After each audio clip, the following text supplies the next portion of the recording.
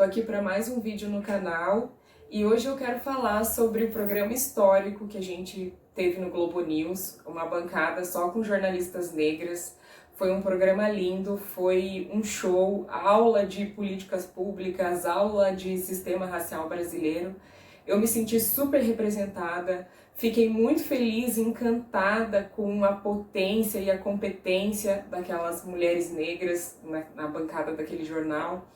E realmente foi um momento histórico no nosso país, porque é uma rede de amplitude nacional, é a maior rede de TV que a gente tem no país, e nunca antes houve um programa assim, apenas com jornalistas negras.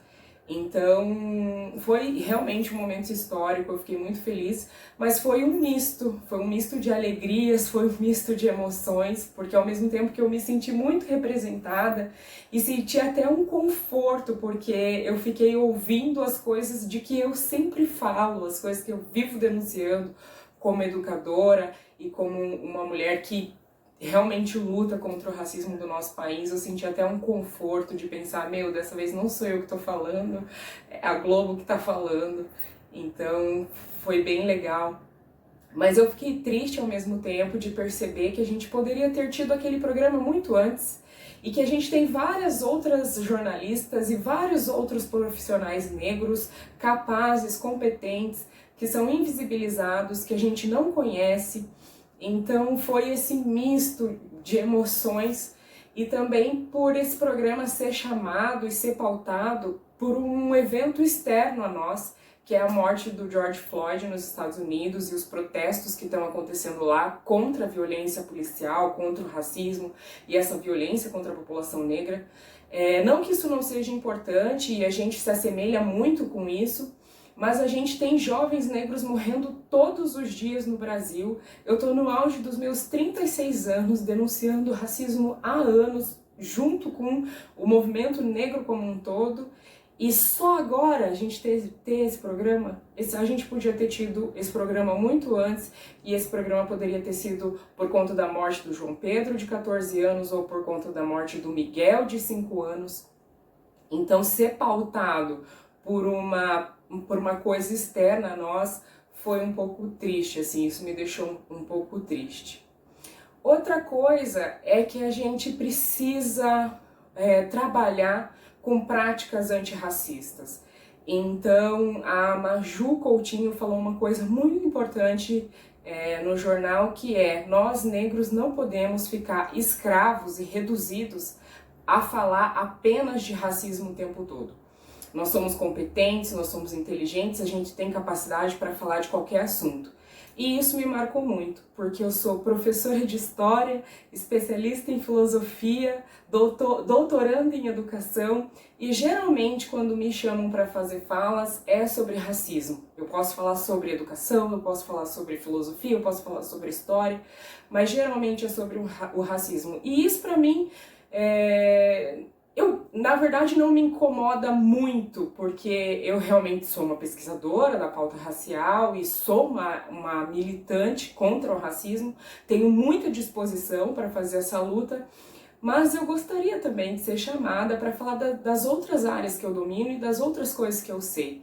Então, isso que a Maju Coutinho falou nos traz essa outra denúncia de como a gente tem que começar a criar práticas antirracistas. A gente precisa ver a população negra em pé de igualdade, né? Isso para os brancos, né? Eles precisam perceber que a gente está aqui na mesma sociedade e que a gente tem que ser visto em pé de igualdade. Então a gente tem competência para ser qualquer coisa, para falar de qualquer coisa, e é preciso que a gente comece a fomentar essas práticas antirraciais.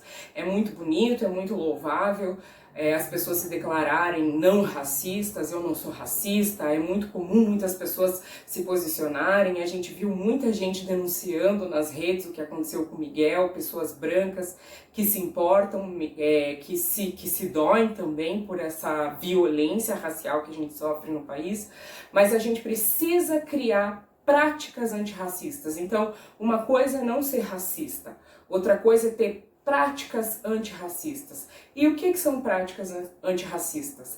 É isso, não achar que é só o negro que tem que saber sobre racismo, sobre o sistema racial brasileiro, é estudar, é ler outras coisas, não só homens brancos. Então você pode ler mulheres negras, entender, compreender o sistema racial brasileiro, a desigualdade racial que a gente vive. E aí, para isso, eu vou indicar 5 livros nesse vídeo para ajudar você que quer realmente construir uma sociedade igual, uma sociedade equânime, uma sociedade igualitária.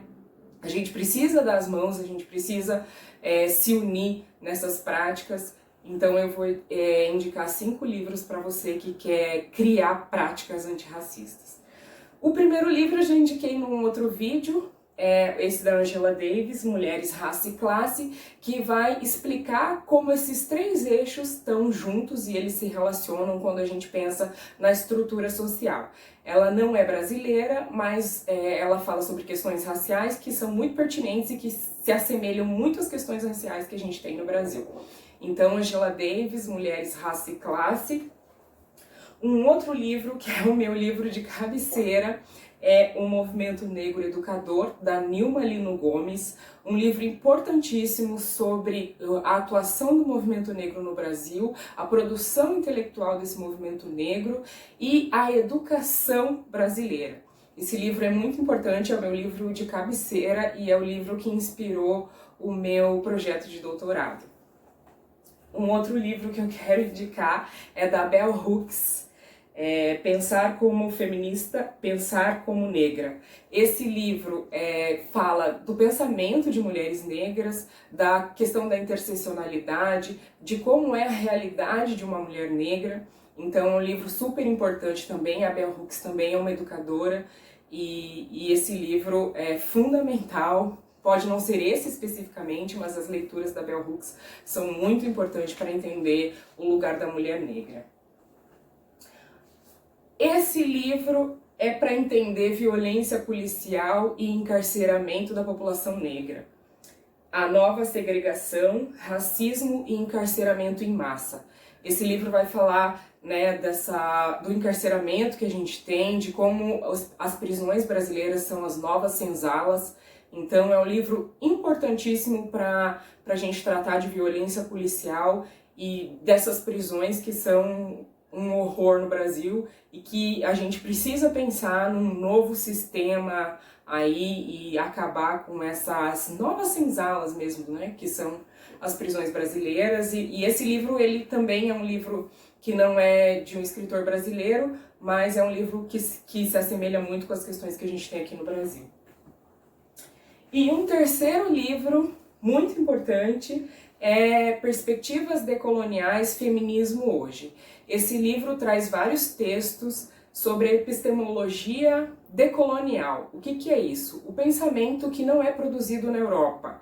A gente tem o pensamento europeu como um pensamento universal, mas a gente tem intelectualidade também aqui na América Latina. Então esse livro é muito importante e muito legal. Ele tem textos da Lélia Gonzalez, da Luísa Bairros. Ele é bem importante para quem pesquisa e para quem quer entender o pensamento produzido ao sul do mundo. É bem legal esse livro. Espero que vocês tenham gostado desse vídeo. Curta, dê like, compartilhe, conheça as minhas redes, Carol D'Artora 13, Twitter, Instagram, Facebook, e bora lá construir práticas antirracistas. Beijo, até mais!